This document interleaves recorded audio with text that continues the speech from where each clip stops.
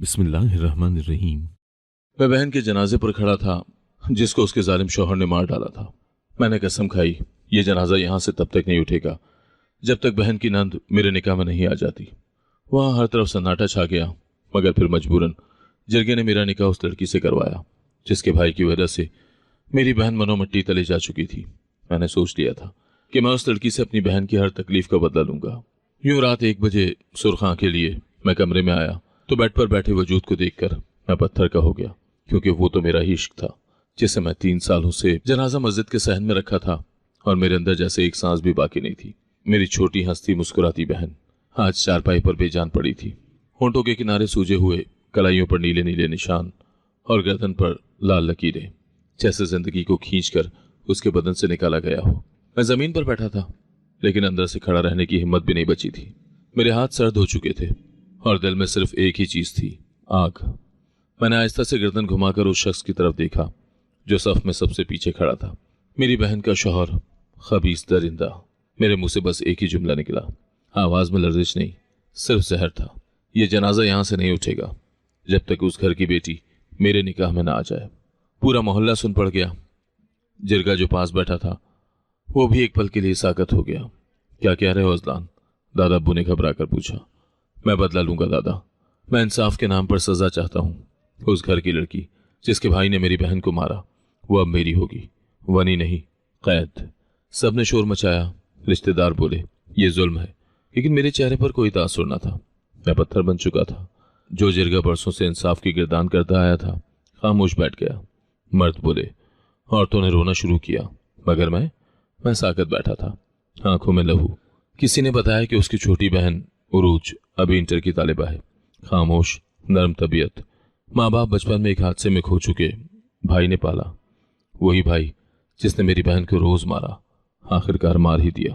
2 दिन के बाद जिरगा लगा। बूढ़ा काजी बोला, अजलान खान, तुमने वनी की सूरत में इंसाफ मांगा है, और चूंकि मकतूला की माँ तुम्हारी गैर मौजूदगी में राजी हो चुकी है और मकतूला की नाश पर तशद्दुद साबित हो चुका है, तो जिरगा इस निकाह की इजाजत देता है। मेरा दिल तो चाहा कि चीखूं कि ये इजाजत नहीं, ये सौदा है, लेकिन मैं चुप रहा। मेरे अंदर कोई रोशनी नहीं बची थी, सिर्फ इंतकाम था। निकाह पढ़ाया गया। एक कमजोर सी आवाज ने कबूल है कहा। मैंने उस आवाज पर ध्यान नहीं दिया, क्योंकि मेरी आंखों में सिर्फ मेरी बहन का सूजा हुआ चेहरा था। रात को जब सब रुखसत हो गए और नई नवेली दुल्हन मेरे कमरे में दाखिल की गई, तो मैं बाहर लॉन में बैठा रहा। काफी देर बैठने के बाद मैं कमरे की तरफ बढ़ा। कमरे का दरवाजा पीछे से बंद करते हुए जो आवाज आई वो किसी कफल के लगने जैसी थी, जैसे किसी रूह को किसी जिस्म में कैद कर दिया गया हो। रोशनी कम थी, मगर इतनी नहीं कि मैं उसे पहचान न पाता। वो वही थी, बेड पर बैठी, सफेद कपड़ों में लिपटी, सर झुकाए, और मैं जिसे कभी उसकी आंखों की चमक से मोहब्बत थी, आज उसी वजूद से नफरत का ऐलान कर चुका था। 3 साल बाद वो चेहरा मेरे सामने था, लेकिन मंजर बदल चुका था। वो अब ख्वाब नहीं थी, हकीकत थी, और मेरी कैद में थी। मैं आहिस्ता आहिस्ता उसके करीब गया। उसने सर नहीं उठाया। मैं सांस रोके उसे घूरता रहा। फिर उसकी पलकें हिली, चेहरा उठा, और मेरी दुनिया एक लम्हे को साकत हो गई। उरूज, वो खामोशी से मुझे देखती रही, जैसे मुझे पहचानना चाह रही हो। फिर आहिस्तगी से बोली, क्या आप भी वही अजलान हो? मैं हंसा, एक सर्द जहरीली हंसी। नहीं, अब मैं वो अजलान नहीं जो तुम्हें लाइब्रेरी में खामोशी से देखकर दिन गुजार देता था। अब मैं वो अजलान हूं जो तुम्हें सजा देने के लिए तुम्हें बीवी बना चुका है। वो साकत बैठी रही, सिर्फ आंखें थोड़ा सा नम हुई, न चीखी न सवाल किया। यही उसका हुनर था, खामोशी से हर जख्म सहना। मैं पलटा, शीशे की तरफ गया, सिगरेट जलाया, धुआं अलग से निकाला। रोशनी धुंधला गई थी, लेकिन उसकी मौजूदगी सब कुछ वाजे कर रही थी। तुम यहां कैसे पहुंची? क्या ये भी तुम्हारी कोई चाल थी? 3 साल पहले छोड़ गई थी मुझे, अब मेरे सामने बैठकर क्या जिताना चाहती हो? मुझे कुछ नहीं चाहिए अजलान, मुझे खुद से नफरत है कि मैं आज इस निकाह की सूरत में तुम्हारे सामने हूं। तो छोड़ क्यों नहीं देती? मैं भड़क कर बोला। छोड़ने का फैसला मेरे हाथ में होता तो मैं कभी तुम्हारे सामने ही ना आती। मैं उसकी तरफ पलटा, तेज कदमों से आया और उसके बिल्कुल सामने खड़ा हो गया। तो अब तुम इस निकाह में जिंदा रहोगी, हर रोज, हर लम्हा, मेरे गुस्से, मेरी खामोशी, मेरे तंज के साथ, क्योंकि तुम सिर्फ मेरे बदले की सजा हो। वो चुप रही, फिर आहिस्ते से बोली, तुम भूल रहे हो अजलान, मोहब्बत जख्म नहीं भूलती, और तुम वही हो जिसने मेरे अंदर वो पहला जख्म दिया था। मैं चौंका। तुम अब भी उस मोहब्बत को याद करती हो? मोहब्बत नहीं, मैं सिर्फ उस दिन को याद करती हूँ जब तुम बिना कुछ कहे चले गए थे, जब मैं तुम्हें खत देना चाहती थी, तुम्हें सब बताना चाहती थी, मगर तुम पलटे ही नहीं। मैं कुछ पल के लिए चुप हो गया। वो खत, वो खाली कुर्सी, वो हॉल का आखिरी दिन। मैंने खुद को उस लम्हे में ले जाते हुए रोका। मुझे तुम्हारी कहानी सुनने का शौक नहीं। जो हुआ वो खत्म, जो है वो हिसाब। वो उठी, मेरे सामने आकर खड़ी हो गई। तो फिर हिसाब कर लो। तुम्हें बदला लेना है ना, तो ले लो। मारो, जलाओ, कैद करो, लेकिन मत भूलो तुम भी उस मोहब्बत का हिस्सा थे जिसे तुमने खुद दफन किया था। मैंने उसके कंधे को झटका दिया। तुमने उसे दफन किया, मैंने नहीं। तो फिर तुम्हें अब तकलीफ क्यों हो रही है? उसने थोड़ा आगे होकर कहा। मैं पीछे हटा, बेचैनी से कमरे में चक्कर काटा। वो मुझे बर्बाद करने के लिए काफी थी, और मैंने उसे सजा देने के लिए निकाह किया था। क्या तमाशा था। सुनो, मैं तेज लहजे में बोला, इस कमरे में रहो, मेरे सामने नजर ना आना। जब तक तुम इस घर में हो तुम्हें मेरी मर्जी पर जीना होगा, और अगर मर्जी खत्म हो गई तो जिंदगी भी खत्म होगी, मैंने सर्द लहजे में कहा। फिर मैं दरवाजा खोलकर बाहर निकल गया। दिल धड़क रहा था, हाथ कांप रहे थे, और अंदर कहीं कोई चीख रहा था। मैं पूरी रात बाहर बैठा रहा था। शायद नींद आ सकती थी, लेकिन जहन इतना शोर मचा रहा था कि खामोशी मुमकिन ही नहीं थी। उठा, चेहरा धोया, आईने में खुद को देखा। वही चेहरा जिस पर दुनिया ताकत देखती थी, मगर अंदर से खाली, बिल्कुल खोखला। अगली सुबह नाश्ते की मेज पर दादाबू बैठे थे, और उनके साथ फरियाल। फरियाल मेरी चचाजाद। वो बचपन से मेरी जिंदगी में रही, और सब यही समझते रहे कि हम एक दिन शादी करेंगे। फरियाल की नज़रों में हमेशा वो हक था जो उसे किसी ने दिया ही नहीं, पर उसने ले लिया। रात कैसी गुजरी? उसने आंखें चमकाते हुए पूछा। जैसा तुम सोच रही हो वैसे नहीं गुजरी, मैंने दो टोक कहा। वो खिलखिलाकर हंस पड़ी। हजलान, मैं तो मजाक कर रही थी, लेकिन खैर, उस लड़की से तुम्हें क्या लेना देना, बस नाम का रिश्ता है। मैंने नाश्ता छोड़ दिया। गुस्सा आहिस्ता आहिस्ता मेरे अंदर उबल रहा था। फरियाल, तुम नहीं जानती, रिश्ता सिर्फ नाम का नहीं होता, बंदा रोज मरता है उसके साथ। तो फिर तलाक दे दो, खत्म करो। क्यों खुद को भी और उसे भी अजियत दे रहे हो? क्योंकि अभी बदला मुकम्मल नहीं हुआ। फरियाल ने चौंक कर मेरी तरफ देखा, और उसी लम्हे मैंने उसकी आंखों में वो रोशनी देखी, खतरनाक, खुदगर्ज और जहरीली। मुझे मालूम नहीं था उस वक्त कि फरियाल वही सांप है जो मेरे घर में बैठा है और हर शय को अंदर से डस रहा है। शाम को मैं उरूज के कमरे में गया तो वो नमाज पढ़ रही थी, सफ़ेद चादर में लिपटी, सजदे में झुकी। वो कोई कैदी नहीं लग रही थी, वो मेरे मुकाबले में कहीं ज्यादा मजबूत थी। मैं दरवाजे पर खड़ा रहा, खामोश। नमाज खत्म हुई, उसने हाथ उठाए, दुआ मांगी, और फिर आंखें खोलकर मुझे देखा। क्या चाहिए? उसने थके हुए लहजे में पूछा। जानना चाहता हूं, तुम कौन हो? तुम वाकई इतनी ही बेकसूर हो जितनी दिखती हो, या तुम भी मेरी जैसी हो, अंदर से सड़ चुकी हो? मैं वो हूं जिसके माँ बाप बचपन में फौत हो गए, जिसे उसके भाई ने अपना फर्ज समझकर पाला, जिसे कभी ये नहीं बताया गया कि उसकी मर्जी भी कोई चीज़ है। वो खड़ी हो गई और मेरी तरफ आई। लेकिन हाँ, मैं टूटी नहीं, क्योंकि टूटना बुज़दिली होती है। और तुम अज़लान, तुम बुज़दिल हो? मेरी आंखों में झांकते हुए वो बोली। तुमने मेरे साथ जुल्म नहीं किया, तुमने खुद पर किया है। ये कहकर वो कमरे से निकल गई, और मैं वहीं खड़ा रहा, एक बार फिर शिकस्त खूरता। रातें तवील हो गई थी, कमरा वही था, खामोशी भी वही, लेकिन फिजा में कुछ ऐसा खुल गया था जो लफ्जों से बाहर था। वो मुझसे डरती थी, उसकी आंखों में, चलते कदमों में, बैठने के अंदाज में खौफ छुपा होता था। मैं देखता था, जानता था, मगर कुछ नहीं कहता था। और मैं खुद से डरता था, उस लम्स से जो हाथ बढ़ाते ही कुर्बत मांगता था, उस मोहब्बत से जो कभी थी लेकिन अब जुर्म लगती थी। हर रात वो एक ही कोने में चादर लपेट कर बैठ जाती, जैसे दीवारों के करीब होकर खुद को छोटा बनाना चाहती हो। मैं उसे देखता, कमरे में चक्कर लगाता, सिगरेट जलाता और खुद से उलझता। अज़लान, लाइट बंद कर दें, वो एक रात आहिस्तगी से बोली। मैंने पलट कर देखा, उसकी आंखें नहीं, आवाज़ लरज़ रही थी। ये मेरा कमरा है, तुम्हें यहाँ मुझसे इजाज़त नहीं मांगनी चाहिए, बर्दाश्त करना सीखो। उसने कुछ नहीं कहा, सिर्फ अपनी चादर थोड़ी और लपेट ली। मैं बिस्तर के कोने पर बैठ गया, करीब ही। उसके और मेरे दरमियान बस एक साइड टेबल का फासला था, मगर एहसास जैसे बीनों का हो। एक रात मेरी आंख खुली तो वो सो नहीं रही थी, दीवार से टेक लगाए बैठी, आंखें खोली थी, शायद आंसू भी। सोई नहीं अब तक? मैंने पूछा। बस खामोशी तोड़ने को। नींद कैसे आए जब सुकून ना हो? उसका लहजा मेरे अंदर चुभ गया। तुम्हें सुकून चाहिए? तुम मेरे दुश्मन के घर से आई हो, मेरी बहन की मौत की कीमत हो, और अब मुझसे सुकून मांग रही हो। वो खामोश रही। मैंने उसकी तरफ देखा। उसकी आंखों में न बगावत थी न वजाहत। कुछ लम्हे के बाद वो बोली, क्या कभी आपने मेरे साथ एक पल बैठकर सोचा कि शायद मैं भी मजबूर थी? मजबूर? मैं हंसा तलखी से। मजबूरियां सिर्फ कमजोरों के लिए होती हैं, और मैं किसी कमजोर को बीवी मानने नहीं आया। अगली रात वो बीमार हो गई। सर्दी में कपकपा रही थी, जिस्म थर थर कांप रहा था। मैं कमरे में दाखिल हुआ तो फर्श पर बैठी, दीवार से लगी हुई, पांव समेटे हुए थी। बुखार है तुम्हें? नहीं, बस थोड़ी सर्दी है। मैं कुछ देर उसे देखता रहा। दिल किया कंबल उसके गिर्द लपेट दूं, तीमारदारी करूं, मगर हाथ पीछे रोक लिए, क्योंकि मैं जानता था अगर हाथ बढ़ा तो शायद दिल भी पीछे ना हटे। मैं आगे बढ़ा, कंबल उठाया और उसके करीब रखा। ले लो। वो चुप रही। जिद ना करो, ये मेरी तरफ से नहीं, तुम्हारे जिस्म की जरूरत के लिए है। उसने आहिस्ता से कंबल लिया, खुद पर डाला, मगर मेरी तरफ नहीं देखा। मैं कुछ देर वहीं खड़ा रहा। उसके चेहरे पर वही चुप, वही बेबसी। तुम्हें नहीं लगता कि इतनी खामोशी खुदकुशी जैसी होती है? अगर जिंदा होकर भी मरे हुए हों तो खामोशी ही पना होती है। उसका जवाब सीधा दिल के बीच में उतरा। मैं कुछ नहीं बोला, बस बाहर निकल आया, दरवाजा बंद किया और दीवार से सर टिका दिया। मेरे अंदर शोर मच रहा था। मोहब्बत, इंतकाम, खालीपन, लम्स, सब एक दूसरे से टकरा रहे थे। मैं उसे छूना चाहता था, न सिर्फ जिस्म से बल्कि उस दर्द से भी जो वो छुपा रही थी।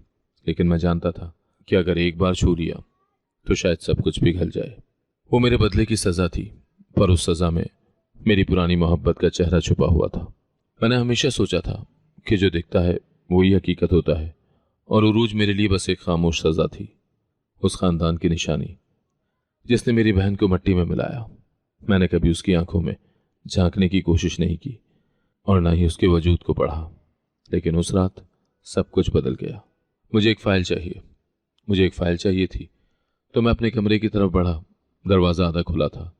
मैंने आवाज नहीं दी, बस अंदर कदम रखा। उरूज आईने के सामने खड़ी थी। उसने मुझे नहीं देखा। वो अपने दुपट्टे का कोना उठाकर देख रही थी। मैं रुक गया। उस लम्हे मैंने जो देखा, उसकी तस्वीर आज भी मेरी नजरों से नहीं हटती। चादर का कोना जला हुआ था, जैसे किसी ने सिगरेट से दागा हो, या शायद अंगीठी से सुर्ख लोहा छुआ हो। उसके हाथों पर पुराने निशान थे। वह आहिस्ता आहिस्ता अपने जख्म छू रही थी, जैसे वो हिस्से उसके जिस्म का ना हो, जैसे वो सिर्फ जख्मों की फहरिस्त हो। उसकी आंखों से आंसू टपक रहे थे। आवाज नहीं थी, बस खामोशी में टूटते लम्हे। ये जिस्म कभी मेरा नहीं रहा, उसने खुद से कहा। जिसने चाहा छेद किया। मेरे अंदर एक तूफान सा उठा। मैं पल भर को हिल भी ना सका। मेरा गला खुश्क हो गया। ये वही लड़की थी जिसे मैंने सितम कर कहा, लेकिन वो तो खुद सालों से सितम का निशाना बनी हुई थी। मैं बिना आवाज की वापस पलट गया, दरवाजा आहिस्ता से बंद किया और बाहर की ठंडी हवा में जाकर खड़ा हो गया। उरूज के वजूद में कोई शोर नहीं था, मगर उसकी खामोशी मेरी जिंदगी में बगावत ले आई थी। वो मेरे कमरे में आहिस्ता कदमों से चलती, नजरें झुकाए, कुछ कहती नहीं, पर उसकी मौजूदगी मेरे इर्द गिर्द हर चीज को बदलने लगी थी। मुझे उसका मान लेना नहीं आता था, पर उसका इनकार सहना अब भी आसान नहीं था। इसी कश्मकश में फरियाल की बेचैनी बढ़ने लगी। बचपन से वो खुद को मेरी जिंदगी का हिस्सा समझती आई थी। मैंने उसे कभी रोका भी नहीं, कभी अपना भी नहीं कहा, बस बर्दाश्त किया। लेकिन अब जब उरूज मेरी जिंदगी का हिस्सा बन चुकी थी, फरियाल का जहर खुलकर बाहर आने लगा। ये लड़की तुम्हारे काबिल नहीं अजलान, तुम्हें तो पता भी नहीं है ये कैसे निकाह में आई है। तुम्हारे दुश्मन के खून से है और अब तुम्हारी जिंदगी बर्बाद कर देगी। वो दिन में कई बार मुझसे कहती, तुम्हें फिक्र करने की जरूरत नहीं है फरियाल, मेरे फैसले मेरे होते हैं। मैं हर बार बात टाल देता, लेकिन उसे पता था मैं खुद भी अंदर से टूटा हुआ हूं और वो उसी जख्म पर नमक छिड़कती रहती। एक दिन दादा के कहने पर हम सब घर के लॉन में बैठे थे। चाय का वक्त था, सब बुजुर्ग मौजूद थे। मैं, दादा, अम्मा, फरियाल और उरूज। उरूज खामोशी से कोने में बैठ गई, जैसा हमेशा करती थी। न नजरें मिलाती, न आवाज निकालती, बस पर्दे की तरह घर के मंजर में मौजूद, लेकिन गैर महसूस। फरियाल ने चाय का कप उठाए, सब में बांटे। जब वो उरूज के पास पहुंची तो एक लम्हे को रुक गई। मैं उसके चेहरे पर चमकती नापसंदीदगी देख रहा था। फिर अचानक उसने उरूज के चेहरे पर पानी फेंक दिया। उरूज हड़बड़ा कर पीछे हुई। कपड़ों पर पानी बिखरा, चेहरे से बाल चिपक गए, आंखों में बेयकीनी की एक झलक थी। दादा चौंके, अम्मा का रंग बदल गया और मैं अपनी जगह से खड़ा हो गया। क्या बकवास थी ये? मेरी आवाज़ बुलंद थी। फरियाल ने आंखों में आंखें डालकर कहा, ये वही तो है जिसके खानदान ने तुम्हारी बहन को मारा था। अजलान, तुम इसे इज्जत दे रहे हो और ये। चुप रहो। मेरी आवाज़ उसकी बात काट गई। बस बहुत हो चुका है। तुम्हें लगता है कि तुम इस घर की मालिक हो सिर्फ इसलिए कि तुम बचपन से यहां हो? तुम्हें क्या लगता है मैं सब सहता रहूंगा? फरियाल के चेहरे पर रंग उड़ने लगे। मैं उसके करीब गया, उंगली उसके चेहरे के करीब करके बोला, अगर तुमने दोबारा उरूज को छुआ तो कसम खा के कहता हूं इस घर से खुद निकाल दूंगा। सब खामोश थे। अम्मा ने आहिस्तेगी से मेरी तरफ देखा, जैसे बरसों की बंद जबान ने आज बोलना सीखा हो। उरूज अभी तक संभलने की कोशिश कर रही थी, उठी और अंदर चली गई। मैं उसके पीछे नहीं गया। मुझे मालूम था वो अकेली ही अपने जख्मों पर मरहम रखना जानती है। फरियाल पलटकर चली गई, मगर जाते जाते बोली, तुमने मेरे सामने उस लड़की को चुना, तो अब जो होगा उसके जिम्मेदार तुम खुद होगे। कमरे में आया तो उरूज आईने के सामने खड़ी थी। बालों से पानी के कतरे टपक रहे थे, चेहरा सूजा हुआ और आंखों में वही खामोशी जो कुछ देर पहले तस्दील में बदल चुकी थी। मैं उसके पीछे खड़ा हुआ। क्या कभी सुकून नसीब होगा मुझे इस घर में? उसकी आवाज़ इतनी धीमी थी कि लगता था उसने खुद से सवाल किया है। ये सुकून तुम्हारे लिए नहीं और मेरे लिए भी नहीं, हम दोनों फकत एक सज़ा काट रहे हैं। मैंने जवाब दिया। तो फिर सज़ा मुकम्मल कब होगी? वो बोली, चेहरा आईने में मुझसे नहीं अपने आप से करते हुए, जब मेरे अंदर की आग बुझ जाए या तुम्हारे अंदर की बर्दाश्त खत्म हो जाए। वो पलटी, पहली बार आंखों में आंखें डाली। तो सुन लो अजलान, मैं बर्दाश्त नहीं करती, बस खुद को तोड़ती हूँ हर रोज़, और तुम्हारी खामोशी तुम्हारी चीख से ज़्यादा तकलीफ है। मैं खामोश रहा। शायद मेरी खामोशी उसकी बात का एतराफ़ थी। उस रात मैंने सिगरेट नहीं जलाई। मैं कुर्सी पर बैठा रहा, उसे देखता रहा जो एक बार फिर खुद को चादर में लपेट कर सो गई थी। फरियाल को खामोश करवा दिया था, पर दिल के अंदर जो शोर था वो अभी तक गूंज रहा था। अगली शाम खानदान के कुछ करीबी लोग घर आए। छोटी सी दावत का एहतमाम हुआ। सब कमरे में बैठे थे, मर्द एक तरफ, औरतें दूसरी तरफ। उरूज हमेशा की तरह सफ़ेद लिबास में नजरें झुकाए बैठी थी, खामोश, सादा, नज़रअंदाज। फरियाल ने जैसे मौके का इंतज़ार ही किया था। आप सबको पता ही है उरूज कैसे हमारे ख़ानदान में आई, लेकिन क्या आपको ये भी पता है कि वो अपने भाई जैसे निकम्मे के लिए सिफारिशें कर रही है? सबकी नज़रें उरूज की तरफ मुड़ गई। क्या मतलब? किसी ने पूछा। मतलब ये कि वो चाहती है हम उसके भाई को, इस घर की बेटी का खून माफ़ कर दें, जैसे कुछ हुआ ही नहीं। उरूज के चेहरे का रंग एक पल में उड़ गया। वो कुछ बोलने लगी, पर फरियाल की आवाज़ फिर गूंजी। अभी कुछ दिन पहले इसे मैंने फ़ोन पर किसी से रोते हुए बात करते सुना। कह रही थी कि उसका भाई बेगुनाह है। झूठ, सरासर झूठ। मैंने मुट्ठी भींची और सबके दरमियान से उठकर उरूज के करीब आया। क्या ये सच है? मैंने नरमी से पूछा। उरूज मेरी तरफ देखकर खामोश रही, मगर आंखों में वाज़ेह था वो कुछ नहीं कह सकती। फरियाल फिर बोली, सच तो यह है कि इस लड़की ने तुम्हें बेवकूफ़ बना लिया है अजलान, तुम्हारे अंदर नरम गोशा पैदा कर लिया है और अब अपनी साजिश शुरू कर चुकी है। उरूज ने उस वक्त सर उठाया, पहली बार, और अपनी टूटती हुई आवाज़ में बोली, क्या मैं इंसान नहीं हूँ? खामोशी छा गई। मेरी आवाज़ क्यों नहीं हो सकती? क्या मैं सिर्फ एक सज़ा हूँ, एक इल्ज़ाम? मैंने आगे बढ़कर उरूज के सामने खड़े होकर सबको देखा। बस करो फरियाल, अगर आज के बाद तुमने इस लड़की को हाथ भी लगाया या ज़बान से छेड़ा तो मैं खुद तुम्हें इस घर से निकाल दूंगा। दादा अब्बू ने सर उठाया, अम्मा खामोश रही। फरियाल शौक में थी। तुम मेरे लिए ये सब बोल रहे हो? उसने तलखी से पूछा। नहीं, मैं उसके लिए बोल रहा हूँ जिसे मैंने टूटते देखा है, लेकिन गिरते कभी नहीं देखा। उरूज खामोशी से उठकर अंदर चली गई। सबकी नज़रें मेरे चेहरे पर थीं, लेकिन मुझे फ़र्क नहीं पड़ा, क्योंकि आज पहली बार मैं उसके लिए खड़ा हुआ था और पहली बार मेरे दिल ने किसी को बचाने की ख्वाहिश पैदा हुई थी। मैंने फैसला किया, बस बहुत हो चुका। उस घर में रहकर उरूज मेरे इंतकाम की राह में रुकावट बनती जा रही थी। फरियाल की साजिशें, दादा का नर्म रवैया और सबसे बढ़कर उसकी खामोश नज़रें, जैसे हर वक्त मेरी सच्चाई को खोजती हूँ। मैं अब खुद को काबू में नहीं रख सकता था। सुबह वो नाश्ते के लिए कमरे से निकली तो मैंने उसका हाथ थामा और कहा, तैयार हो जाओ, चलना है। कहाँ? उसने हैरान आंखों से पूछा। जहाँ तुम्हें होना चाहिए था, शुरू से ही, तन्हाई में। रास्ता तवील था, मगर मैंने कोई बात नहीं की। वो बार बार मेरी तरफ देखती, कुछ कहना चाहती, लेकिन मेरे चेहरे का सख्ती से जमा हुआ रंग उसे खामोश रखता। 2 घंटों के बाद जब हम फार्म हाउस पहुंचे तो वो झिझकी। यहाँ क्यों लाए हो मुझे यहाँ? क्योंकि मुझे तुम्हें सबसे दूर रखना है, अपने पास रखकर। मैंने उसकी तरफ देखे बगैर जवाब दिया। दरवाज़ा खोला, अंदर दाखिल हुआ। लकड़ी की बू, पुरानी दीवारें, खिड़कियों पर गर्द, सब कुछ मेरी मर्जी के मुताबिक। तन्हाई, कटी हुई दुनिया, बस हम दोनों। वो कमरे में दाखिल हुई तो एक झटके से रुक गई। ये जगह कैद जैसी है। बिल्कुल, और तुम्हें यही तो चाहिए था ना, कैद जिसमें कोई सवाल ना करे, कोई तुम्हारी हमदर्दी ना करे। मैंने कुछ नहीं मांगा अज़लान, उसने आहिस्ता से कहा। तो अब मांगने का हक भी नहीं है, जो है वही है, मैंने दो टोक अंदाज में कहा। उसने चेहरा फेर लिया। मैं जानता था वो रो रही थी, लेकिन मैं देखना नहीं चाहता था, क्योंकि अगर मैं एक लम्हा भी उसकी आंखों में देखता तो शायद अपने फैसले से हट जाता। शाम तक वो खामोश बैठी रही, एक पुरानी कुर्सी पर, जिसकी लकड़ियां भी दुख में दबी थी। मैं बाहर निकला, कुछ सामान लाया, पानी, खाना और वो कंबल। जब मैं वापस आया तो वो तब भी वैसे ही बैठी थी, चुप, साकत। ये लो, मैंने मेज पर रखा। उसने कोई जवाब नहीं दिया। मैं कुछ देर देखता रहा, फिर खुद ही खाना खोलकर उसके सामने रखा। कुछ खा लो, मरने का कोई फायदा नहीं। क्या ये सजा है या हिफाजत? उसने पहली बार नजरें उठाकर पूछा।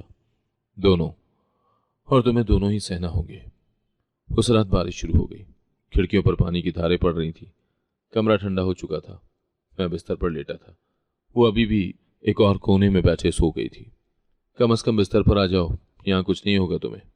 मेरे लहजे में नरमी थी, जिस पर मुझे खुद हैरत हुई। वो हिली, आहिस्तेगी से आई, बिस्तर के किनारे पर लेट गई, कंबल ओढ़ा और मुझसे रुख मोड़ लिया। तुम मुझसे इतनी नफरत क्यों करते हो अज़लान? उसने सरगोशी में कहा। क्योंकि तुम्हारे खून में वही जहर है जिसने मेरी बहन को मारा। अगर वो जहर ना हो, अगर मैं वाकई बेगुनाह हूं, तो तुम्हें साबित करना होगा, सिर्फ बातों से नहीं, सब्र से। और तुम क्या कभी खुद को मेरे सामने पेश करोगे, अपनी सच्चाई लेकर? उसके सवाल ने मुझे लम्हा भर को चुप करा दिया। मैं छत को घूरता रहा। मैं कोई फरिश्ता नहीं हूं रूज, पर जो कुछ भी हूं तुम्हारी सजा बन चुका हूं। सुबह जब आंख खुली तो वो चाय बना रही थी। धुआं कमरे में फैल रहा था और पहली बार उसने खुद से कुछ किया था। चाय पीना चाहते हो? उसने सवाल नहीं किया, बस इत्तला दी। मैंने सर हिलाया, चाय ली, चुपचाप पी, लेकिन नजरें उसके हाथों पर थी, उन उंगलियों पर जिन्हें कभी मैं थामना चाहता था, आज उन्हें खुद से दूर रख रहा था। ये कैद है अज़लान, लेकिन तुम्हारे लफ्जों से ज्यादा तुम्हारी खामोशी मारती है। वो बोली और कमरे से निकल गई। मैं जानता था यह कैद सिर्फ उसके लिए नहीं, मेरे लिए भी थी। बारिश मुसलसल बरस रही थी, खिड़कियां धड़क रही थी, दीवारों से नमी टपकने लगी थी। कमरे में जलती लकड़ियों की आग थोड़ी देर पहले बुझ चुकी थी और इसके साथ ही पूरा कमरा बर्फ जैसा हो गया था। मैं बिस्तर पर लेटा छत को घूर रहा था और वो अब भी जमीन पर थी, फर्श के एक कोने में, चादर में लिपटी हुई, कांपती हुई। पहले तो मैंने नजरअंदाज किया, खुद को समझाया कि ये सब उसी के लिए है, कैद, तन्हाई, सर्दी। लेकिन जाने क्यों दिल बेचैन होने लगा। एक लम्हा आया कि खामोशी तंग करने लगी। मैं उठा, कदम बकदम उसके करीब गया। वो छोटा सा वजूद जो चादर में दबा हुआ बेआवाज आंसुओं से भीगता जा रहा था। बुखार हो जाएगा तुम्हें। मेरी आवाज मेरी तवक्को से ज्यादा नर्म निकली। उसने कोई जवाब नहीं दिया, सिर्फ सांसें तेज हुई, जैसे आंसू को रोकने की नाकाम कोशिश कर रही हो। उठो, बिस्तर पर आ जाओ। अब की बार लहजा थोड़ा सख्त किया, खुद को याद दिलाया कि मैं उसके लिए नरम नहीं होना चाहता। नहीं चाहिए। पहली बार उसने इनकार किया, हल्की आवाज मगर पूरी जिद के साथ। सर्दी से मरने का शौक है? मैं झुंझलाया। मर जाऊंगी तो तुम्हारा बदला भी मुकम्मल हो जाएगा। मैं पल भर को साकत हो गया। ये लड़की जहर बनकर मेरे अंदर घुल चुकी थी और मैं चाहकर भी खुद को रोक नहीं पा रहा था। मैं झुका, उसके हाथ थामे, वो बर्फ जैसे सर्द थे। सजा देना चाहता हूँ उरूज, लेकिन खुद सजा बन गया हूँ। वो चौंकी, जैसे यकीन न आया हो, फिर आहिस्तेगी से चादर हटाई। आंखें सूजी हुई थी, पलकें नम और चेहरा बेहद थका हुआ। अज़लान, उसकी आवाज में शिकस्त नहीं थी, मगर थकन जरूर थी। चलो बिस्तर पर, मैंने एक बार फिर कहा, मगर अब की बार हाथ थामे रखा। वो आहिस्तेगी से उठ गई, मेरे साथ चलती रही। हम दोनों बिस्तर पर लेटे, एक दूसरे से मुखालिफ सिमत, और दरमियान में एक खामोशी, एक टूटा हुआ एतमाद लेटा हुआ था। तुम जानते हो ना, मैंने कभी तुम्हें नुकसान नहीं पहुंचाया? उसने पूछा। जानता हूं, पर नफरत कभी दलील नहीं मांगती। और मोहब्बत? मैंने आंखें बंद कर ली। मोहब्बत वो सब कुछ छीन लेती है। तुमने मुझे 3 साल पहले छीना था उरूज, और अब मुझे खुद से छीन रही हो। मैंने तुम्हें नहीं छोड़ा था अजलान, तुम गए थे बिना कुछ कहे। मैं गया था क्योंकि मैं डरा हुआ था। मोहब्बत कमज़ोर कर देती है और मैं खुद को कमज़ोर होते नहीं देख सकता था। बारिश की आवाज़ बढ़ती जा रही थी, बाहर अंधेरा था और दिल की रोशनी झपक रही थी। कभी कभी मैं सोचती हूँ, काश उस दिन मैं तुम्हें रोक लेती, तुम्हें खत दे देती, सब कुछ कह देती। उसकी आवाज़ में लर्जिश थी। काश मैं भी पलट आता, पर मैंने खुद को रोक लिया था। शायद मैं नहीं चाहता था कि तुम मुझे चाहो, क्योंकि तुम्हें मोहब्बत से डर लगता था। नहीं, क्योंकि मैं जानता था एक दिन ये मोहब्बत मेरे खिलाफ इस्तेमाल होगी। वो खामोश हो गई। मैंने आंखें खोलकर उसकी तरफ देखा। वो बिस्तर पर लेटी छत को घूर रही थी। कभी कभी गुर्बत के बीच सिर्फ फासले नहीं होते अजलान, सिर्फ एक भरोसा होता है जो अगर टूट जाए तो सब कुछ बिखर जाता है। तुम्हारे अंदर अभी भी भरोसा बचा है, थोड़ा सा, बिल्कुल टूटने के करीब। मैं आहिस्ता से उसकी तरफ मुड़ा और पहली बार उसका हाथ अपने हाथ में लिया। मैं उस भरोसे को टूटने नहीं दूंगा उरूज, अभी नहीं, या शायद कभी भी नहीं। वो साकत रही, उसकी पलकें झपकी और फिर वो आहिस्ता से आंखें बंद करके सो गई। मैं जागता रहा, उस लम्स को थामे जो मेरे अंदर की बर्फ को पिघला रहा था। और पहली बार मैंने सोचा कि अगर ये लम्स मुकम्मल हो गया तो शायद मैं इंतकाम लेना भूल जाऊंगा। जब से मैं उरूज को फार्म हाउस पर लाया था, एक अजीब सा सुकून मेरे अंदर सरायत कर गया था। ना वो मुकम्मल मेरी थी, ना मैं मुकम्मल आज़ाद, लेकिन कुछ लम्हे ऐसे थे जिनमें नफरत खामोश हो जाती थी और माजी के जख्म धुंधला जाते थे। मैंने खुद को बदलने का इरादा तो नहीं किया था, मगर उसके वजूद के साथ रहते रहते कुछ बदलने लगा था, या शायद बिखरने लगा था। अब हम दोबारा हवेली वापस आ चुके थे। मुझे लगा कि अब सब ठीक होगा, मगर फरियाल वो बदलने वालों में से नहीं थी। उसे मेरी खामोशी, उरूज की मौजूदगी, सब कुछ खलने लगा था। मैं देखता रहा, समझता रहा, मगर नज़रअंदाज करता गया। फिर एक दिन फरियाल ने वो किया जिसने सब कुछ तमाशा बना दिया। दोपहर का वक्त था, दादा अबू के कमरे में सब बैठे थे, मैं, अम्मा, दादा, फरियाल और उरूज। अचानक फरियाल की चीख सुनाई दी, अजलान, तुम्हें पता है तुम्हारी ये बीवी फोन पर किसी से बातें करती है। मैंने खुद सुना है, किसी सलमान नामी लड़के से। मैं वहीं साकत रह गया। दादा अबू ने हैरानी से सर उठाया, क्या कह रही हो फरियाल? सच कह रही हूँ। उसने फोन रखा और मेरे कमरे में दाखिल हो गई। हाथ कांप रहे थे इसके। कोई बात थी जो ये छुपा रही है। उरूज ने नजरें उठाई, चेहरे पर हैरत और गुस्सा दोनों थे। वो मेरी तरफ देख रही थी, जैसे चाहती हो कि मैं कुछ कहूं। मैं चुप रहा। कहो अजलान, फरियाल तेजी से बोली, क्या ये लड़की वाकई तुम्हारे एतबार के लायक है? तुम जिसे कैद करके रखे हो वो तुम्हारे पीछे किसी और के साथ हंसी खुशी बातें करती है। ये झूठ है। उरूज की आवाज बुलंद हुई, पहली बार सबके सामने। तो तुम सलमान को नहीं जानती? फरियाल ने सवाल किया। जानती हूं, वो मेरे भाई की तरह है, मेरे बचपन का दोस्त है, लेकिन तुम जैसे लोग दोस्ती और धोखे का फर्क नहीं जानते। मैं खामोशी से सब सुनता रहा। दिल में कोई तूफान बरपा था, लेकिन जबान पर कफल था। और तुम अजलान, तुम कब तक खामोश रहोगे? उरूज मेरी तरफ मुड़ी, आंखों में आंसू और आग दोनों थे। क्या तुम वाकई यकीन रखते हो कि मैं किसी और से? मैं होंठ भींच कर खड़ा रहा। बस इतना ही था तुम्हारे अंदर? वो चिल्लाई, तुम्हें सिर्फ मेरा जिस्म चाहिए था, मेरी सच्चाई कभी देखी? मैं चौंक गया। कमरे में सन्नाटा छा गया। तुम जिसे सजा कहते हो वो मेरे लिए अजियत है, और इस अजियत में भी मैंने खुद को तुम्हारे लिए कबूल किया। लेकिन अगर तुमने आज के बाद मेरी खामोशी को कमजोरी समझा तो मैं खुद को खत्म कर दूंगी तुम्हारे सामने। दादा अबू ने सख्त लहजे में कहा, फरियाल, तुम्हारा इल्जाम साबित नहीं हुआ, और ये घर अदालत नहीं है जहां तुम फैसला सुना दो। फरियाल हक्का बक्का खड़ी रही। उरूज ने आंसू पोंछे मुझे देखा, एक आखिरी उम्मीद की तरह। तुम कुछ नहीं कहोगे अजलान? मैंने नजर चुरा दी, शायद इसलिए कि मैं खुद शर्मिंदा था। मैं जानता था कि उरूज सच कह रही है, पर मेरी खामोशी मेरे अंदर के खौफ का पता दे रही थी। वो 2 कदम पीछे हटी और कमरे से बाहर चली गई। मैं उस रात बहुत देर तक लॉन में बैठा रहा। सिगरेट की राख बारिश की मिट्टी में गिरती गई और मेरे दिल में एक सवाल तेज होता गया, क्या मैं वाकई इतना कमजोर था कि सच को देखकर भी इनकार करता रहा? अगले दिन उरूज ने मुझसे बात ही नहीं की। वो कमरे में थी, लेकिन अजनबी हो चुकी थी। उसकी आंखों में शिकवा था और मेरे अंदर खालीपन। मैं दरवाजे के करीब गया, मगर अंदर न जा सका। उरूज, सिर्फ इतना बोला। उसकी आवाज अंदर से आई, मध्यम मगर वाज़ेह। अब देर हो चुकी है अजलान, मैं तुम्हारे लिए फ़कत एक बदन थी, एक सज़ा थी, लेकिन मैं अपने वजूद को अब और इस इल्ज़ाम की सूली पर लटकने नहीं दूंगी। मैं पलट आया। कदम भारी थे, दिल खाली, और शायद यही लम्हा था जब मैंने पहली बार उरूज को मुकम्मल खो दिया था, बगैर हाथ लगाए, बगैर इल्ज़ाम दिए, सिर्फ खामोशी के ज़ख्म से। मैं खुद को आईने में देख रहा था, सुर्ख आंखें, जैसे नींद ने बरसों से नाता तोड़ रखा हो, ज़ख्म जो जिस्म पर कम और रूह पर ज़्यादा थे, और दिल वो तो कब का खाली हो चुका था, लेकिन आज वो खालीपन पहली बार बहुत तकलीफ दे रहा था। शायद इसलिए कि आज वो लड़की जिसे मैंने कैद किया, तज़लील की अजियत दी, वो अब मेरे अंदर रहने लगी थी, और मैं खुद को पहचानने से कासिर था। कमरे में खामोशी थी, बस एक बोतल का शोर था जो मैं हाथ में लिए मुसलसल घुमा रहा था। शराब मेरे हलक से नहीं उतरी थी, बस आंखों से बहती जा रही थी, आंसुओं की शक्ल में।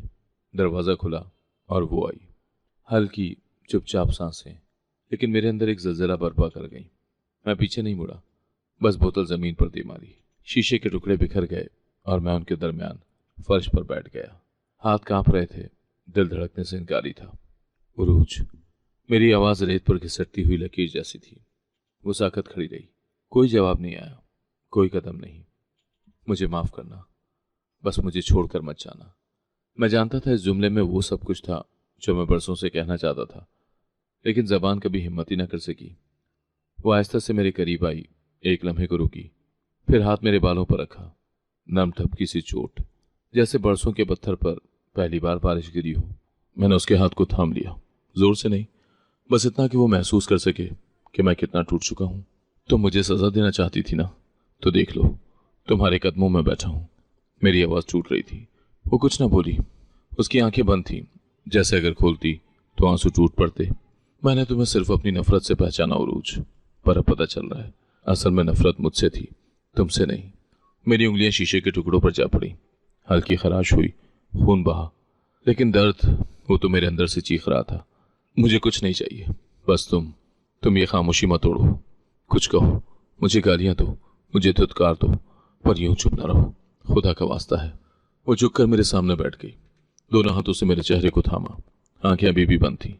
हसदान, तुम वो इंसान हो जो अपनी ही दीवारों में कैद हो चुका है, और मैं वो जिसे तुमने अंदर बांध रहा। अब दोनों ही एक दूसरे के कैदी हैं, तो क्या दोनों एक दूसरे को आज़ाद नहीं कर सकते? मेरी आवाज़ लरस रही थी।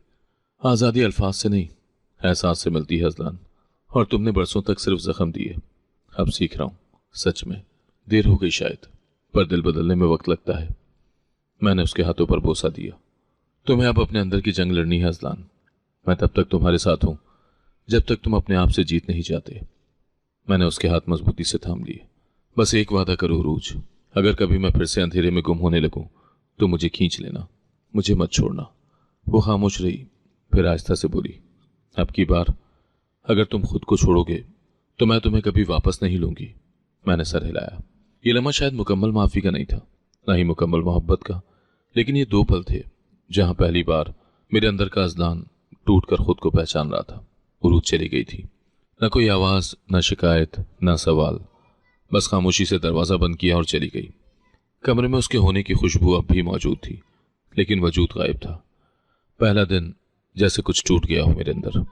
दूसरी रात मैं कमरे की हर चीज तोड़ चुका था, सिवाय उसके अक्स के जो हर तरफ उरूज की शक्ल में मेरे साथ रहता था। तीसरे दिन मुझे लगा शायद वो वापस आ जाएगी। मैं दरवाजे के करीब बैठा रहा, पर हर चाप पर उठकर भागा, मगर हर बार मायूसी मिली। फिर अचानक एक कॉल आई, नंबर ना मालूम, लेकिन आवाज ने अंदर का सारा खून जमा दिया। उरूज ने कुछ जानलेवा खा लिया है, वो अस्पताल में है, हालत नाजुक है। मेरे कदम खुद ब खुद दरवाजे की तरफ दौड़ पड़े, सांसें जैसे रुक गई हों, और दिल वो धड़क नहीं रहा था, वो धक्का खा रहा था। अस्पताल की राहदारी में मैं बेकाबू हो गया। डॉक्टर कहाँ है वो? मैं चीखा। लोगों ने रोका, पर मैं कुछ सुनने को तैयार नहीं था। तुम्हें बचाना होगा। मैं दरवाजे के बाहर खड़ा दीवार पर मुक्के मारता रहा। तुम्हें मरने का हक नहीं उरूज, वो हक सिर्फ मुझे है, सिर्फ मुझे। दरवाजा खुला, नर्स बाहर निकली, चेहरा सपाट था। जान बच गई है, लेकिन होश में आना जरूरी है। मैं जमीन पर बैठ गया, जैसे मेरी सांसें वापस आ गई हूं। आंखें बंद की, मगर आंसू बहने से ना रोक सका। कुछ घंटे के बाद मैं उसके बिस्तर के पास खड़ा था। वो निढाल पड़ी थी, आंखें बंद, सांसें आहिस्ता आहिस्ता चल रही थी। मैंने उसके हाथ को छुआ, वही हाथ जो कभी मेरे लम्स से डर जाता था, आज उस लम्स में खामोशी से लरज रहा था। तुमने ऐसा क्यों किया उरूज? मैंने सरगोशी की। क्या मेरी खामोशी इतनी जहरीली थी? अचानक उसकी पलकें हिली। मैं झुक गया। उसकी सांसें तेज हुईं और फिर उसने आंखें खोली। हमारी नजरें मिली थी, शायद महीनों के बाद, और इस बार उसकी आंखों में सवाल नहीं था, फैसला था। तुम पागल हो अज़लान, उसने धीमी आवाज में कहा। हूं, मैं पागल हूं, लेकिन तुम्हारे बगैर कुछ नहीं हूं। फिर तुमने वक्त पर यह सब क्यों ना कहा? उसकी आवाज कमजोर थी पर सीधी मेरे दिल पर लगी, क्योंकि मुझे डर था तुम्हें खो देने का, खुद को दिखाने का, मोहब्बत मान लेने का। उसकी आंखें झपकी। अब कुछ नहीं बचा सिवाय तुम्हारे। मैंने उसका हाथ सीने पर रखा। ये दिल जिस पर तुम्हें शक था, अब सिर्फ तुम्हारे नाम की धड़कन है। वो थोड़ी देर मुझे देखती रही, फिर आहिस्ता से बोली, अज़लान, अब जो भी होगा तुम्हारे साथ होगा। मैंने उसके माथे पर हाथ रखा। पहली बार उस लम्स में मोहब्बत थी, न इंतकाम न सजा, सिर्फ एक कबूलियत। और उस लम्हे में जान गया था, अगर जिंदगी ने हमें एक और मौका दिया तो मैं अपनी पूरी सांसों से उसे वो जिंदगी दूंगा जो वो बरसों से मांगती रही है। सच कभी हथौड़े की तरह नहीं गिरता, वो आता है चाकू की सूरत, अंदर धंसकर बाहर की हर चीज को काट देता है। और मेरे लिए वो लम्हा वही चाकू बन गया था जब फरियाल की हकीकत मेरे सामने खुली। मैं उस दिन घर पर नहीं था। फोन आया, दादा अब्बू की आवाज थी, भारी, बोझल और थकी हुई। अज़लान, फौरन आ जाओ, बात बहुत बड़ी है। मैं भागा आया। सब लोग लाउंज में थे, फरियाल, अम्मा, दादा अब्बू और पुलिस। पहले तो मुझे लगा कि शायद कुछ और हुआ है, लेकिन जब फरियाल की नजरें झुकी हुई देखी और दादा अब्बू की जबान लरसती सुनाई दी तो जिस्म में बिजली सी दौड़ गई। तुम्हें याद है तुम्हारी बहन का मरना अचानक था? दादा अब्बू ने पूछा। हाँ, तो मेरा दिल धड़कने लगा। उसे कुछ जानलेवा दिया गया था। पोस्टमार्टम की रिपोर्ट अब आई है और ये करने वाला तुम्हारी बहन का शौहर नहीं था। मैं उलझ गया। क्या मतलब? तब फरियाल खड़ी हुई, आंखों में आंसू, मगर ये वो आंसू नहीं थे जो किसी बेगुनाह की आंखों से निकलते हैं। मैंने दिया था अज़लान। मेरी दुनिया वहीं रुक गई। आंखों के सामने अंधेरा छा गया। क्या कहा तुमने? मेरी आवाज खुश्क हो गई। मैंने जान ली उसकी। वो मुझसे शादी के लिए इनकार कर रहा था। तुम्हारी बहन तुम्हारे दुश्मन से शादी करके सब कुछ ले गई थी, इज्जत, तवज्जो, और तुम भी उसके करीब हो गए थे, तो तुमने उसे मार दिया? मैं आगे बढ़ा, मेरा हाथ लरज रहा था। पुलिस वाले आगे आ गए। सर, हम इसे ले जा रहे हैं, एतराफ हो चुका है और सबूत भी है। मैंने पीछे हटकर कुर्सी थामी। मेरी टांगें मेरा बोझ नहीं संभाल सकी। तो ये सब झूठ था? उरूज बेगुनाह थी। जिस लड़की को मैंने नफरत की आग में जलाया, वो तो उस गुनाह की सजा भुगत रही थी जो उसने कभी किया ही नहीं था। मैं बिखर गया, कमरे से निकला, गाड़ी निकाली, सीधा अस्पताल पहुंचा। उरूज वहां अभी भी जेर इलाज थी, लेकिन बेहतर थी। मैं उसके कमरे में दाखिल हुआ। वो किताब पढ़ रही थी। वो मुझे देखकर साकत हो गई। मैं आहिस्ता आहिस्ता चलता हुआ उसके बिस्तर के करीब पहुंचा और फिर कदमों में बैठ गया। अज़लान, उसकी हैरत में लिपटी आवाज आई। मैंने नजरें उठाई। मेरी आंखों में आंसू थे, लब कांप रहे थे। तुम मेरी सजा नहीं उरूज, तुम मेरी छीन ली गई दुआ हो। वो गंग हो गई। मैंने तुम्हें एक मुजरिम बनाकर कैद किया और सच ये था कि मैं खुद जालिम था। तुम्हें तो सिर्फ मेरी मोहब्बत का हकदार होना था, लेकिन मैंने तुम्हें सिर्फ जख्म दिए। और उसकी आंखों से आंसू निकले। वो कुछ बोली नहीं। फरियाल, उसने सब कुछ किया, जहर दिया, दुश्मनों से मिली, मेरी बहन को मारा, और मैं तुम पर चीखता रहा। तुम्हें छूकर भी हमेशा दूर रखा, क्योंकि मुझे लगता था तुम उनके साथ हो, लेकिन तुम तो हमेशा तन्हा थी। मैंने उसका हाथ पकड़ा और माथे से लगा लिया। मुझे सजा दो, जितनी चाहे, पर बस एक बार कह दो कि तुम्हें यकीन है कि अब मैं वो अज़लान नहीं रहा। उरूज ने धीरे से हाथ खींचा। उसकी नजरें नरम थी पर लहजा सख्त। अज़लान, सच बोलने से हकीकत नहीं बदलती, सिर्फ जख्म नजर आते हैं। मुझे नहीं चाहिए कोई माफी, कोई आंसू। मुझे बस यही यकीन चाहिए कि अब जो भी होगा उसमें झूठ नहीं होगा। मैंने सर हिलाया। अब सिर्फ सच होगा उरूज, सिर्फ हम होंगे। और पहली बार मुझे लगा कि शायद मैं खुद से आज़ाद हो रहा हूँ। मैंने हमेशा जिंदगी को अपने अंदाज में जीने की कोशिश की। जो चाहा ले लिया, जो नहीं मिला उसे रौंद कर गुजर गया। लेकिन उरूज वो वाहिद हकीकत थी जिसने मुझे पलट कर रख दिया था, जिसने मुझे मेरी ही नज़रों में गिरा दिया, जिसे मैंने जख्म दिए और वो खामोशी से सहती रही। अब जब सच का पर्दा हट चुका था, जब मेरे हाथों में उसका जख्मों भरा एतबार था, तो मैं जानता था अगर आज ना बोला तो शायद हमेशा के लिए खो दूंगा। मैंने फैसला किया, ये तमाशा अब खत्म होना चाहिए। उस दिन सब घर पर जमा थे, दादा, अब्बू, अम्मा, चचा, फरियाल, बाकी रिश्तेदार, सब। उरूज खामोशी से एक कोने में बैठी थी, आंखों में वही चुप, वही सवाल जो शायद अब जवाब मांगने की हिम्मत भी खो चुके थे। मैं आगे बढ़ा, हॉल के दरमियान में पहुंचकर उसका हाथ थामा। सबकी नजरें हम पर थीं। ये वनी नहीं है, मेरी आवाज गूंजी। सन्नाटा छा गया। किसी को यकीन ही नहीं आया कि ये अजलान बोल रहा है। ये मेरी बीवी है, मेरी इज्जत, मेरी मोहब्बत। मैंने उरूज की तरफ देखा, जो अभी भी हवन्नक सी नजरें लिए मुझे तक रही थी। जिसे तुमने हमेशा मजलूम समझा, मैंने भी उसे सजा समझा, लेकिन आज मैं कहता हूं, मैं खुद उसका मुजरिम हूं, और अब मैं अपनी मोहब्बत को, अपनी जिंदगी को तमाशा नहीं बनने दूंगा। फरियाल आगे बढ़ी। अजलान, तुम क्या कर रहे हो? ये सब तुम्हारे खिलाफ जाएंगे। मैं उसके सामने जाकर खड़ा हो गया। तुमने जो करना था कर लिया। अब ये घर, ये इज्जत, सब कुछ सिर्फ उसके लिए है जो मेरे साथ था जब मैं खुद अपने खिलाफ था।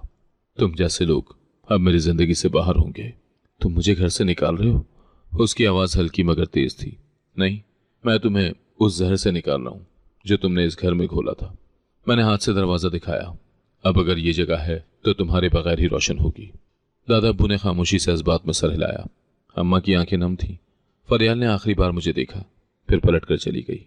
उसके कदमों की चाप जैसे मेरे माजी के बोझ को साथ ली जा रही थी। मैं उरूज के पास वापस आया, उसका हाथ फिर थामा। चलो यहां से निकलते हैं, जहां कोई रिश्ता ना हो, न वनी न रस्म, सिर्फ हम हो। वो चुपचाप मेरे साथ चल दी। हमने शहर के मजाफात में एक नया घर लिया, सादा, छोटा, लेकिन साफ, आजाद, हमारा। पहली रात वो बालकनी में खड़ी थी, हवा में बाल उड़ते हुए, चेहरा आसमान की तरफ। मैं उसके पीछे जा रुका। उरूज, वो पलटी। आंखों में वही पुरानी थकन, लेकिन अब उसमें रोशनी थी। क्या वाकई सब खत्म हो गया? उसने पूछा। नहीं, सब शुरू हो रहा है। मैंने आहिस्ता से उसके बाल समेटे, उसका चेहरा थामा, और पहली बार बगैर किसी पछतावे उसके माथे पर बोसा दिया। ये लम्स, वो बोली, पहले क्यों नहीं दिया? क्योंकि मैं खुद इस लम्स के काबिल नहीं था। अब हूं। हम एक ही बिस्तर पर लेटे। अब की बार दरमियान में खामोशी नहीं थी, ना टूटा हुआ एतमाद, ना फासले, बस एक मुकम्मल लम्स, एक मुकम्मल इख्तियार, एक मुकम्मल मोहब्बत जो बरसों की नफरत से निकली और आखिरकार हम दोनों को जोड़ गई। निकाह तो बरसों पहले हो चुका था, मगर उस निकाह में सिर्फ जंजीर थी, रस्म थी, मजबूरी थी, जिरगे का फैसला था। उस निकाह में मोहब्बत नहीं थी, न मेरा दिल न उसकी रजा। लेकिन अब ये निकाह दिल से था। किसी मौलवी की मौजूदगी नहीं थी, न गवाह, न काजी, न दस्तखत, बस आसमान गवाह था और दो टूटे हुए दिल जो अब जुड़ने जा रहे थे। छत पर हम दोनों खामोश खड़े थे। नीचे की दुनिया बेखबर थी कि ऊपर दो रूहें एक होने जा रही हैं, बगैर किसी कानून के, बगैर किसी मजबूरी के, सिर्फ मोहब्बत में। उरूज सफ़ेद लिबास में थी, सादा, बेहद खूबसूरत, और पहली बार उसकी आंखों में खौफ नहीं था। तुम तैयार हो? मैंने पूछा। वो सर झुकाकर हंसी। अब इनकार का हक तो कब का खो चुकी हूं। मैं उसके सामने बैठा, हाथ पकड़ा, आसमान की तरफ देखा, जैसे रब को गवाह बना रहा हूं। उरूज, मैं तुम्हें अपने दिल से कबूल करता हूं, इस बार जबरदस्ती नहीं, बदले नहीं, सिर्फ मोहब्बत के साथ। वो मेरी नजरों में नजरें डालकर बोली, अजलान, मैं तुम्हें अपनी रूह से कबूल करती हूं। जिस दर्द से गुजरे हो अब वो मेरी सांसों में है। मैंने उसके हाथ लब पर रखे और फिर कहा, अब की बार अगर तुम्हें छोड़ा तो खुद को खत्म कर दूंगा। वो धीरे से मुस्कुराई और उसकी आंखों में नमी उतर आई। और अगर तुम गए तो मैं मरने के बाद भी तुम्हारे साथ रहूंगी अजलान, तुम्हारी नींदों में, तुम्हारी सांसों में, तुम्हारी हर जिंदगी में। मैंने उसे बाहों में ले लिया। एक तवील खामोश आगोश। उस लम्स में कोई कशिश नहीं थी, ये प्यार का बोसा था। वो लम्स जो बरसों की बेबसी के बाद नसीब होता है, जो जख्मों को सीने से नहीं, जो जख्मों को सीने नहीं बल्कि दिलों को बांधने आता है। ये इश्क है, ये इश्क है उरूज। अब ना वनी, ना कैद, ना तमाशा, अब सिर्फ हम हैं और वो दुआ जो तुम्हारे लबों पर नहीं पर तुम्हारे दिल में थी। मैंने उसके कान के करीब जाकर सरगोशी की। हाथ से तुम मेरी बीवी नहीं, तुम मेरी बंदगी हो और तुम मेरे नसीब। चांद ने शायद हम पर तबस्सुम किया, हवा ने हमारे दरमियान झूमकर हमारी कसम सुनी, और वक्त ने पल भर को रुक कर गवाही दी कि जिस रिश्ते का आगाज जुल्म से हुआ था वो अंजाम पर इश्क बन गया। मैंने उसके हाथ थामे और उस छत पर खड़े होकर रब से सिर्फ एक दुआ मांगी, अब की बार उरूज सिर्फ मेरी हो और मैं सिर्फ उसका, हमेशा। और यूं हम दोनों फकत इश्क बन गए। अगर आपको आज की कहानी पसंद आई है तो वीडियो को जरूर लाइक कीजिएगा और अपने दोस्तों के साथ भी शेयर कीजिएगा। और हाँ, अगर आपने अभी तक हमारा चैनल सब्सक्राइब नहीं किया तो जरूर सब्सक्राइब करें। मिलते हैं कल एक नई और दिलचस्प कहानी के साथ। अल्लाह हाफिज।